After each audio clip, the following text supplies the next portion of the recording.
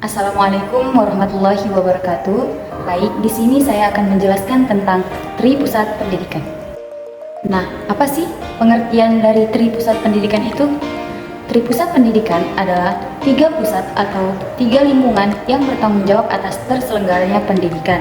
Nah, Tri Pusat ini juga merupakan konsep pendidikan yang dikemukakan oleh salah satu tokoh nasional, yaitu Ki Hajar Dewantara. Yang dimana Ki Hajar Dewantara ini merupakan pendiri Taman Siswa dan sekarang diakui sebagai Bapak Pendidikan Nasional. Nah, ketiga Tri Pusat Pendidikan ini sangat memegang peran penting dalam keberhasilan pendidikan. Karena pada dasarnya, 3 pusat pendidikan ini saling berkaitan dan saling bekerja sama satu sama lain. Nah, apa saja sih 3 pusat pendidikan itu? Mari kita simak video selanjutnya.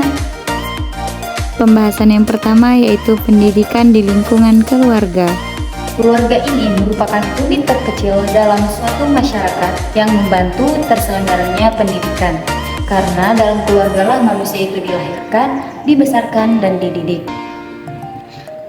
Pendidikan di lingkungan keluarga juga merupakan tempat pertama dan utama yang menjadi tempat seorang anak atau individu itu mendapatkan pendidikan dasar. Keluarga juga berperan dalam pembentukan karakter anak karena sebagian besar kehidupan anak adalah bersama dengan keluarganya. Peran yang sangat penting di dalam lingkungan keluarga ini yaitu orang tua. Karena orang tua adalah sebagai penuntun, pengajar, dan pemberi contoh yang baik bagi anaknya. Seperti mengajarkan tata krama yang baik, sopan santun, dan hormat sama yang lebih dewasa.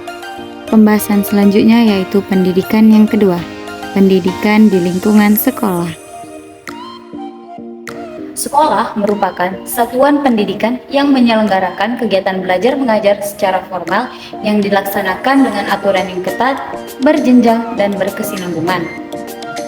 Nah, ada juga komponen yang terdapat di dalam sekolah yang harus sesuai dengan kebutuhan anak atau peserta didik agar memperoleh hasil yang memuaskan di sekolah.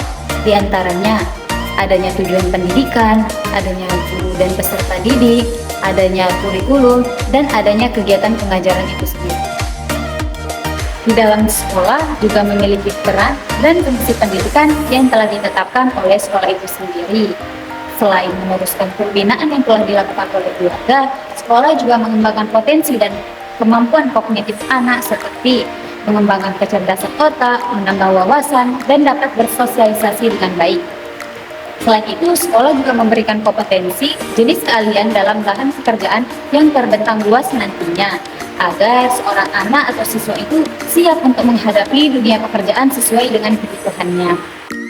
Pendidikan yang terakhir yaitu pendidikan di lingkungan masyarakat. Masyarakat merupakan kumpulan individu yang hidup bersama untuk memperoleh kepentingan bersama yang telah memiliki tatanan kehidupan, norma-norma, dan adat istiadat yang ditaati dalam lingkungannya.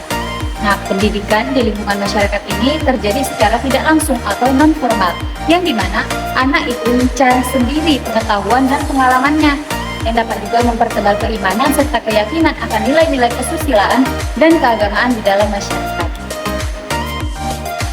Hubungan timbal balik antara ketiga pusat pendidikan ini sangat berpengaruh terhadap pengembangan pendidikan anak, yang dimana yang pertama, lingkungan keluarga itu adalah sebagai pembentukan kepribadian dasar pada anak. Yang kedua, di dalam lingkungan sekolah dapat menambah wawasan serta pengetahuan seorang anak. Dan yang ketiga, di dalam lingkungan masyarakat itu adalah sebagai pengalaman hidup seorang anak tersebut. Nah, jadi dapat disimpulkan bahwa Tri Pusat Pendidikan ini sangat berpengaruh besar terhadap keberhasilan suatu pendidikan, terutama keberhasilan pada seorang anak. Oleh karena itu, ketiga pusat pendidikan ini baik dari lingkungan keluarga, lingkungan sekolah, dan lingkungan masyarakat harus saling bersinergi dan bekerja sama satu sama lain dengan bantuan yang ada seperti orang tua di rumah, guru di sekolah, dan orang-orang atau komunitas yang ada di dalam masyarakat agar tujuan pendidikan itu bisa tercapai bagi anak atau peserta didik nantinya. Mungkin hanya itu yang dapat saya sampaikan. Semoga apa yang saya sampaikan dapat bermanfaat bagi kita semua. Sekian dari saya. Wassalamualaikum warahmatullahi wabarakatuh.